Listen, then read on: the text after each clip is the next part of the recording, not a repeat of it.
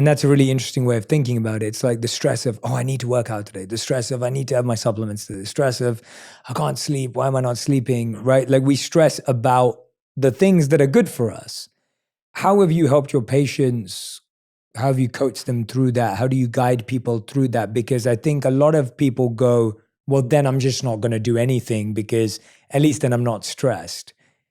I don't think that's the wisdom in what you're saying. I don't think you're saying, well, yeah, it's better not to have any stress at all. How do you help people to engage and, use that stress in a healthy way? Or how do you guide patients through that stress? I mean, I think every patient's different. And I think you have to sort of get to know the person a little bit and figure out what's the underlying issue. So I do think that there are a lot of people who, frankly, self-sabotage. Going back to kind of like where I was, I mean, my self-destructive behaviors weren't coming directly at the expense of my physical health. They were coming at the expense of my emotional health. But I actually think there are a lot of people who have very similar stories to mine, but their manifestation is it's coming at the expense of their physical health.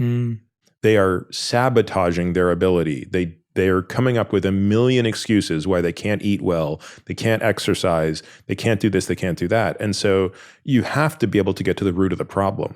And so there are many patients where we just think, look, you're not going to get better without trauma-based therapy. Like until you come up with a way to care enough about yourself to stop punishing yourself in this way, because I think people punish themselves in different ways. You could almost argue I used to punish myself by overdoing all of those healthy things. Like some of the exercise I was doing was actually a form of punishment. So on the surface, you'd say, boy, that guy's really healthy, but no, he wasn't. Another thing I always think about is when we're in the spirit of trying to build new habits, sometimes perfect is the enemy of good. Typically what I want is a